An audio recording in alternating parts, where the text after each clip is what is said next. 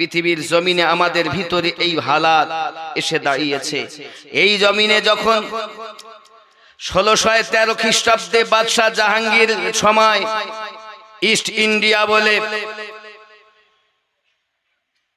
যে নতুন ব্যবসা করা হয়েছিল, বাবা আমার, এই ব্যবসা করার জন্য ইংরেজরা এসেছিল ভারতের জমিনে।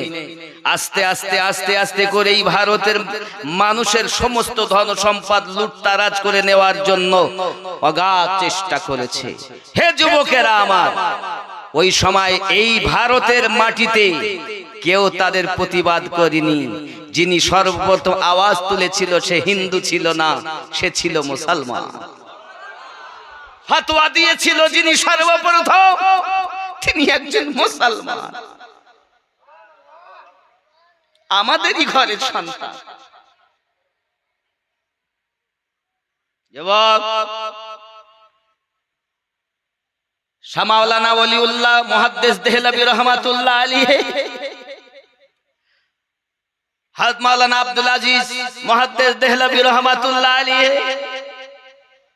তাদের কথা ইতিহাসের পাতায় নেই।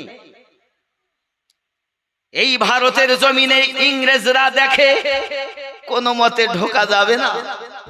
মুসলমান তো এমন জাতি, এরা জীবন দিতে পিছপা করে না। ইসলাম ইতিহাসকে তারা ফলো রেখেছে। ইংরেজরা হাবশি বেলালের মতো মানুষকে দেখেছে। ইসলামের ইতিহাসকে তারা ফলো রেখেছে। তাদের ঘরে ইসলামের ইতিহাস আছে। খালিদ বিন ওয়ালিদের মতো যোদ্ধাকে তারা দেখেছে।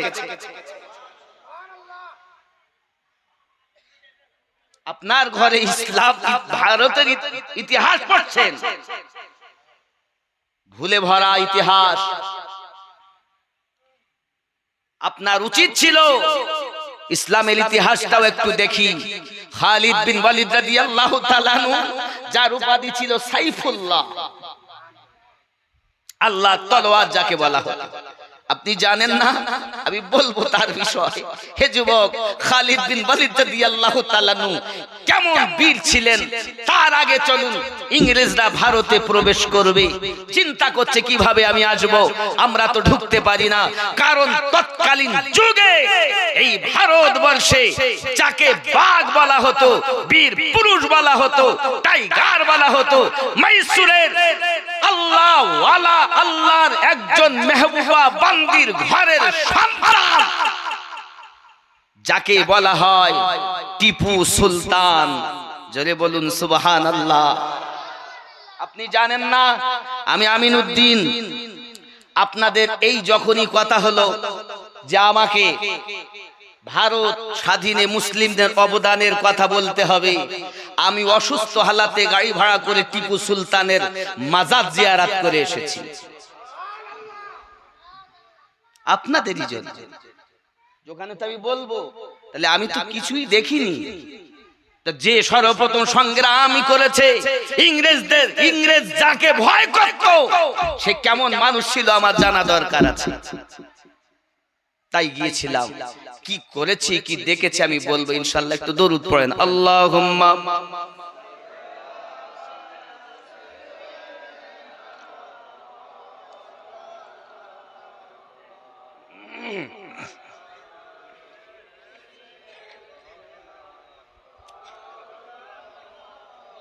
বাবা, আমার কথা শুনে রাগ হচ্ছে? বোঝার আছে। ভারতের ইতিহাস তো আপনি পড়তেছেন, আপনি ইসলামের ইতিহাসকে একবারও গবেষণা করছেন না। খেয়াল করুন, মহীশূরের সরজমিনে হায়দার আলী,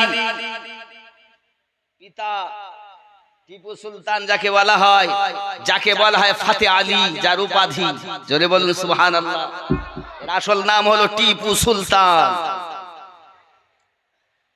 তবে আমি সেখানে যাওয়ার পর জিজ্ঞাসা করলাম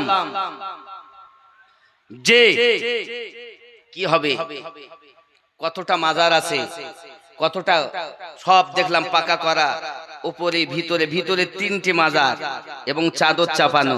সুবহানাল্লাহ বলেন। ইনি আশিকে রসুল ছিলেন টিপু সুলতান। ফতে আলী রহমাতুল্লাহ আলাইহি আশিকে রাসূল হঠাৎ করে টিপু সুলতান বাড়ি মাকে বলছেন, মা আমার ভাই আমার নাক কেটে দিয়েছে। মা বলছেন, বাবা হতে পারে না কখনো, হতে পারে না বাবা কখনো। কেন মা? তুমি জানো না বাবা, আমি আমার দুধ আমি যে তাকে পান করিয়েছি, তুমি জানো যখন দুধ পান করাতাম তো বিনা উজুতে দুধ পান করাইনি, উজু করে নিতাম, আল্লাহর নবীর প্রতি দরুদ পড়তাম, তারপরে দুধ পান করাতাম। কি জেনেছেন আপনি ভারতের ইতিহাস সম্পর্কে? শুধু হই হই করা জেনেছেন? জানো এই বীর যোদ্ধা যাকে বাঘ বলতেন, ইংরেজরা যার ভয়ে ভারতে প্রবেশ করতে চায় না, এ দেখেছে এরা যদি ভারতে প্রবেশ করতে হয় তো টিপু সুলতানকে আঘাত করতে হবে। জওয়ান যুবক সোনামানিকেরা আমার, টিপু সুলতান আল্লাহর ওলি ব্যক্তি ছিলেন, নামাজি পাঞ্জেগানা ব্যক্তি ছিলেন, শরিয়াতের চুল পরিমাণ খেলাফ কাজ তিনি করতেন না বাবা। মাইসুরের সরজমিনে টিপু সুলতান আপনার এমন ভাবে এখনো শুয়ে আছেন বাবা। জিজ্ঞাসা করে কবরগুলো গুনে গুনে দেখি, লোককে জিজ্ঞাসা করি বলে 174টা রওজা আছে, কবর আছে, শহীদের দরজা আছে। আমরা গুনে গুনে 147টা পেয়েছি আমি। বার ভিতর আশপাশ সব গুনে ওরা একজনকে জিজ্ঞাসা করলাম খেদমত করছে, 174টা। আমি নিজে গুনে পাচ্ছি 147টা। অসুস্থ হালাতে গিয়েছি, গিয়ে হেঁটে হেঁটে সব গুনতেছি, একটা বাচ্চা পর্যন্ত বাদ দেয়নি। জানি না থাকতে পারে, আমার ছুটে যেতে পারে। সেই মাইসুরের সরজমিনে আল্লাহর ওলি শুয়ে আছেন। তাকাও, ধোঁকা দিয়েছে কে? আপনজন, মুনাফিক। আল্লাহ পাক রব্বুল ইজ্জাত কোরআন মাজিদের ভিতরে একটি সূরা অবতীর্ণ করেছে, সূরা মুনাফিকুন। 11টা আয়াত তার ভিতরে দিয়েছে। আর মুনাফিক সম্পর্কে আমার ওরাহারি লিখছেন, মুখে হাসি মনে কালি, ওগো মুনাফিক যে মিথ্যা ছাপ সত্য কথা করে না শ্রবণ, ওগো মুনাফিক যে মুনাফিকের চক্রবর্তী যেন ভাঙন ধরা নদীর গতি রে, শয়তান হতে কঠিন বাতি মুনাফিক মত, ওগো মুনাফিক যে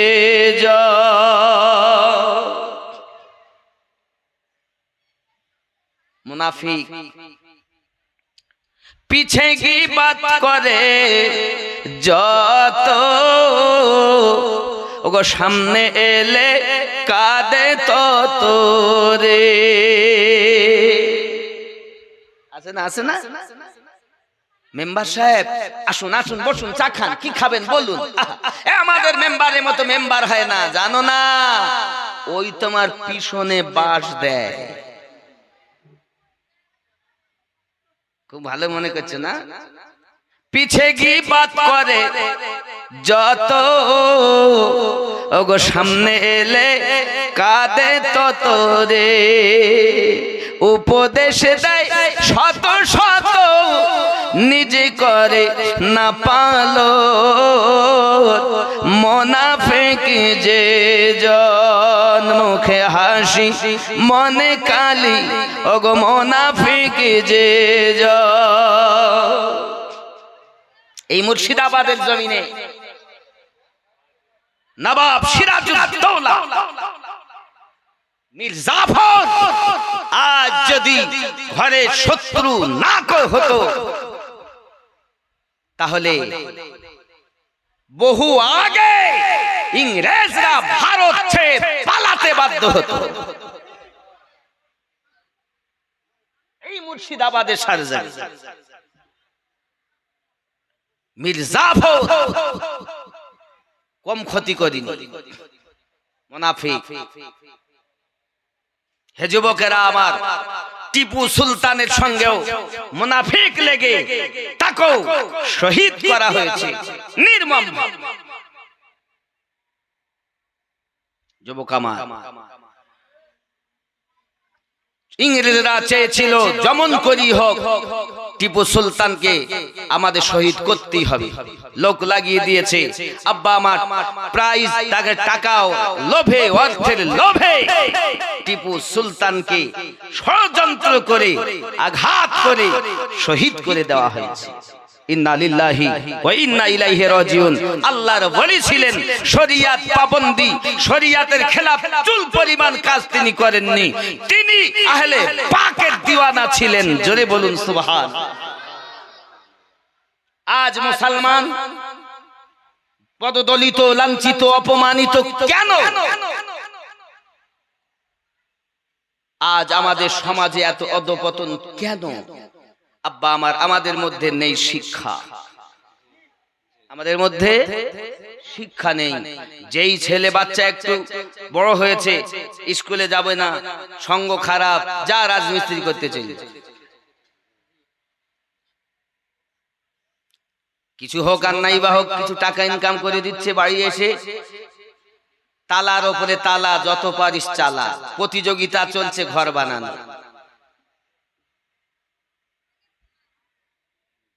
বাড়ি আসতেছে মোটরসাইকেল কেনার প্রতিযোগিতা, ওরা কি কিনেছে? তাহলে তো ওরা আর্টিকা কিনেছে, তাহলে আমাকে বুলেট লাগবে। আব্বা আমার প্রতিযোগিতা চলছে, রাস্তাঘাটে গাড়ি চালাচ্ছে উদ্বারাঙের মতো। না শিক্ষা আছে না দীক্ষা আছে। মা, আজ আপনাদেরকে বলি, আপনারা যদি মা হতেন, নায়িকা যদি না হতেন, আপনার ঘরে তো এত অধঃপতন হতো না। টিপু সুলতানের মা বলছে, বেটা তুমি বলো কি, আমি জীবনে তাহাজ্জুদ নামাজ কাজা করিনি বাবা। হে বাবা, আর তুমি তোমার ভাইয়ের প্রতি অপব্যাখ্যা করছো। জানো তুমি আমি দুধ পান করিয়েছি দরুদ শরীফ পড়ে বা ওযু অবস্থাতে, আর আমাদের মায়েরা দুধ পান করে সিরিয়াল দেখতে দেখতে, নইলে নোংরা ছবি দেখতে দেখতে, গান শুনতে শুনতে। তার বাচ্চা হবে কেমন? পেটে বাচ্চা এসেছে, আপনি তো বাচ্চাকে পেটে ধারণ করেছেন, শরিয়াত মোতাবেক কাজই করেন। মা, মা, আপনারা মায়ের জাত, আপনাদেরই মতো একজন মা টিপু সুলতানকে জন্ম দিয়েছে। আপনারই মতো মা ওবায়দুল্লাহ খানকে জন্ম দিয়েছে। আপনারই মতো একজন মা সরকারে আলা হযরতকে জন্ম দিয়েছে। আপনার মতো একজন মা খাজা গরিব নওয়াজকে জন্ম দিয়েছে। আপনার মতো একজন মা আমার গাউস ওয়াহারিকে জন্ম দিয়েছে। নারে তাকবীর, নারে তাকবীর, নারে রিসালাত, নারে রিসালাত, মাসলাকে আলা হযরত, নারে তাকবীর, নারে রিসালাত। যুবক একটু বুঝুন, একটু বোঝার চেষ্টা করুন। মায়েরা পারে না যুদ্ধে যেতে, কিন্তু ওই মায়েদের পেট থেকে এমন সন্তান ভারতবর্ষে বিভিন্ন দেশে বিভিন্ন স্থানে জন্ম নিয়েছে, যাদের কৃতিত্ব এখনো পর্যন্ত আপনার কায়েম রয়েছে, কিয়ামত অবধি কায়েম থাকবে। আমার মায়েরা তো সেই জাত। মা আধা ঘন্টা পর পর দাও, এক দু ঢোক মতো খাই, কারণ আমার গলার জন্য এই পৃথিবীর জমিনে 1757 থেকে 1947 পর্যন্ত 190 বছর ধরে হাজার হাজার মুসলমান জীবন দিয়েছেন, তাদের কোনো নাম নাই। এই 190 বছর ধরে কেউ কি কিছু করেননি মুসলমানরা? এরা বলছেন না, তাদের কারো নাম নাই। হে যুবক বাবাজি, খেয়াল করে দেখেন, আমাদের কারো নাম এমন করে নেই, রাখিনি তারা কাউকে। এমন কি বাবা আমার 1871 সালে 20 সেপ্টেম্বর আলী আফরিদি, যে আপনার ব্রিটিশদের এতে ছিল, যাকে আন্দোলনে ধরে নিয়ে জেলখানায় বন্দী করা হয়, বাবাজি আমার যে করেছিল, পৃথিবীর সারজমিনে চলে গিয়েছিল, জেলখানায় যখন ঘুরতে গিয়েছিল, পৃথিবীর জমিনে মিউর সঙ্গে সঙ্গে চাবুক হাতে তার প্রতি হামলা করে। হামলা করার পর বাবাজি আমার তাকে করেছিল ফাঁসির দরজাতে, তাকে তুলে দিয়েছিল। বাবা মৃত্যু হয়েছিল, তারও নাম তারা রাখিনি। এমনি করে মাওলানা কাসেম নানতবির কথা রাখিনি, আতাউল্লাহ বুখারীর কথা রাখিনি, মাওলানা হোসেন আহমদ মাদানির কথা রাখিনি, মাহমুদুল হাসানের কথা রাখিনি, মাওলানা গোলাম মুহসিনের কথা রাখিনি। এরাও কত যে জেল খেটেছে, তাদের কথা একবারও ভারতের ইতিহাসে লিখিনি। বাবা যার নামে ওয়ারেন্ট জারি করে রেখেছিল সব সময়, বাবা আমার তাকেও পর্যন্ত তারা রাখেনি। বাবা শওকত আলীর কথাও তারা রাখেনি। এমনি করে সকলকে আপনার কিনা রেখেছে, মেরেছে, দিয়েছে, কিন্তু কারো নাম তারা ইতিহাসের পাতায় দেয়নি। খুঁজেই পাওয়া যায় না, ক্ষুদিরামের কথা পাওয়া যায়। বাবা আমার পৃথিবীর জমিনে নেতাজি সুভাষচন্দ্রের কথা পাওয়া যায়, মাতঙ্গিনী হাজরার কথা পাওয়া যায়। তো যে বসুর কথা আপনি বলছেন, নেতাজির কথা বলছেন, এই নেতাজি যার পরামর্শ করা চলতেন না, তাদের কি অবদান, তাদেরকে হত্যা করা হয়েছে, তার কথা লেখা হয়নি। কি ইতিহাস পড়ছেন, আর কিভাবে আপনার আমার সন্তানেরা জানবে? ইতিহাস জানতে গেলে নিজেকে ইসলামিক ইতিহাস রিসার্চ করো, দেখো চাইয়া ইসলাম ইতিহাস কেমন।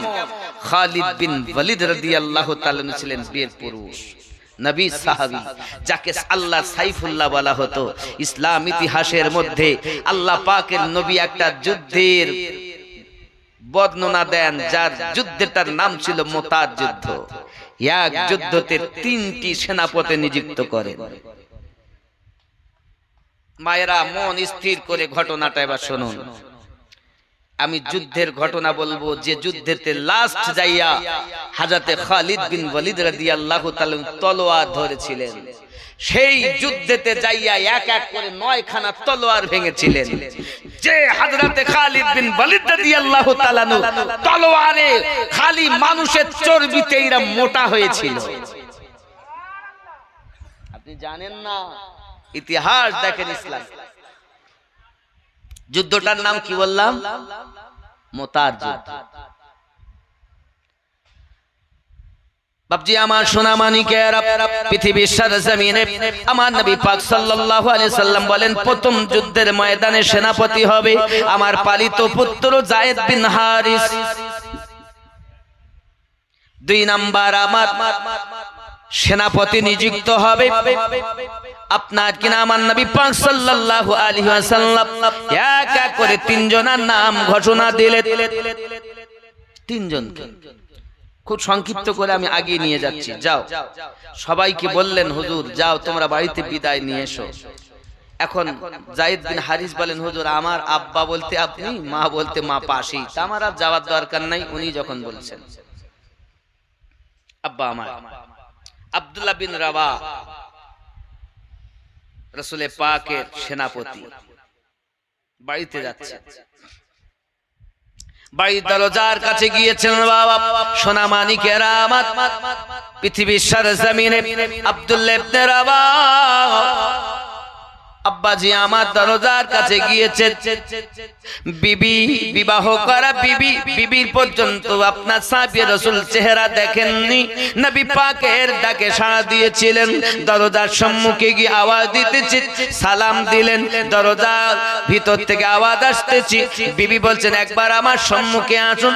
স্ত্রীর কথা শুনে স্বামী বলছেন না, আমি সম্মুখে যাব না, যদি আমি তোমার কাছে যাই হয়তো তোমার রূপ দেখে আমি হয়তো আমার নবীকে ভুলে যাব।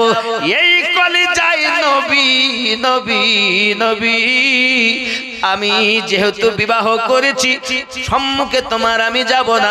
হঠাৎ করে আপনার ভিতর থেকে আওয়াজ দেয়, স্বামী যুদ্ধে যেতে আমি নিষেধ করব না, তবে আপনার কাছে আমি অনুরোধ করব এতটুকু, লক্ষ লক্ষ মানুষের মাঝে, কোটি কোটি মানুষের মাঝে, হাসর মাঠে আমি আপনাকে চিনতে পারবো না, আপনি আমার সম্মুখে শুধু দেখা দিন, হাসর মাঠে যেন আমি আপনাকে চিনতে পারি। ভালোবাসা, বিবাহের পরও স্বামীকে দেখেননি,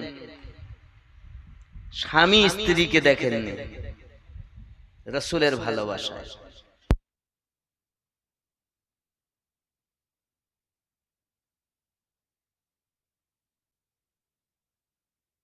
বলছেন বিবিকে, বিবি বলছেন কি ব্যাপার স্বামী, আয় স্বামী আপনি এতদিন পর আসলেন আর এখনই চলে যাবেন, একটু বসুন থাকুন।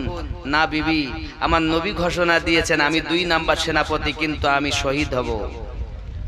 হাত তুলেছে, আল্লাহ আমার স্বামী যেন শহীদ না হয়।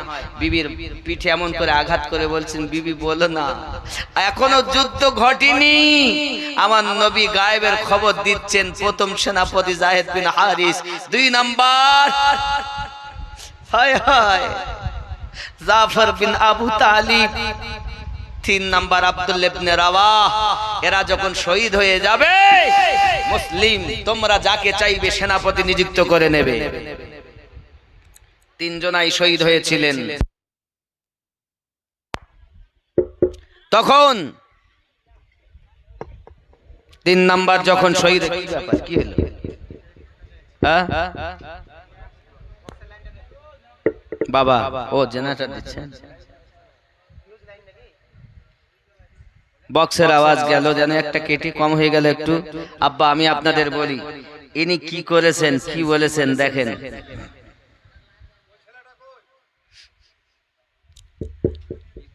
জিকিরে লা ইলাহা ইল্লাল্লাহ,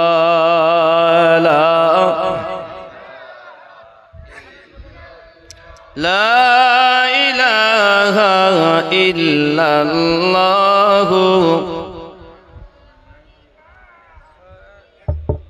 একটু সালাম পড়ে